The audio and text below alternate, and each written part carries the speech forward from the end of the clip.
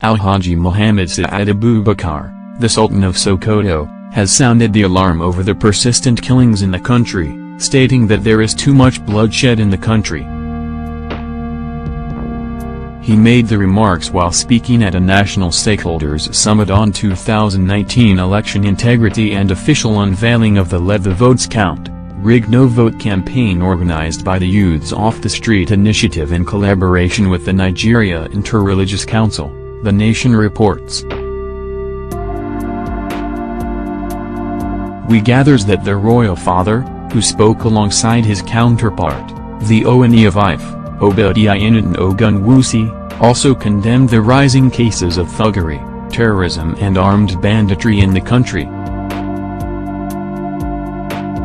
He pointed out that both Islam and Christianity preaches the sacredness of life which should be respected by all, and that Nigerians cannot go about killing and spilling innocent blood in the name of religion. He said, as Christians and Muslims, we know the sacredness of life. We cannot go about killing innocent people and claiming to be doing so in the name of religion. This is not right and must be condemned and must be removed from our communities. All of us must rise up against those people.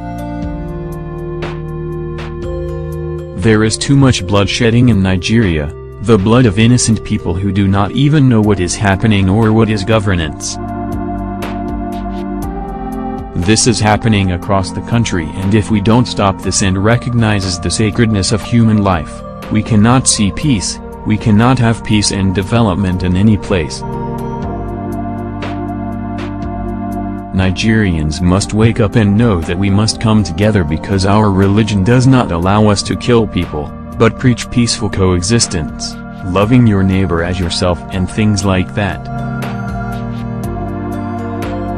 So, when people spread a different notion about what Islam or Christianity said about loving your neighbor by killing him or abusing him every day and calling him all manner of names, I don't know. The Ken President speaks for the millions of Christians in the country, and I speak for my own brothers and sisters who are Muslims. You don't have to bring everybody. You just need to bring the leadership to a room to discuss, but we must discuss what we believe in and what our religion orders us to. Once we go out, we can through the media, spread that campaign. It is one thing to come to a meeting and say one thing, it is another to go out and implement those things we agree on. In Islam, for you to do what you don't believe in is very bad, and so, you cannot say one thing and do another.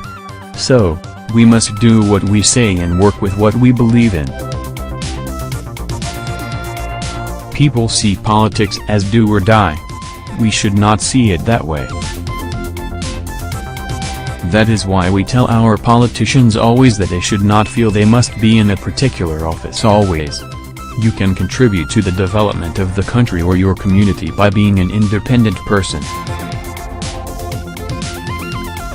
It is not by force for you to go into a public office. If you know the consequences of holding a public office when you are going to face the Almighty God, you will not want to hold a public office.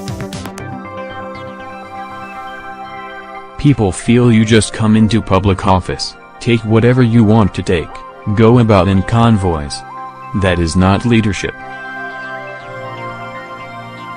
If you are elected by people, let them come near you so that you feel their pains. You can't be in an office and nobody come close to you. A leader must take decision concerning his people by consultations. You don't just wake up and enact a law that is totally against my freedom. These are things that we must continue to speak out as religious and traditional rulers. There is nothing to fear about, because if we don't tell the truth, it will one day work against you and you will find yourself in a bad place and you will be struggling to get out of it and you won't be able to. He added, now, we have a very common problem of thuggery, violence, terrorism, shedding innocent blood among others. We must come together and solve this problem, and when we take decision on this, please let us go back and implement those decisions.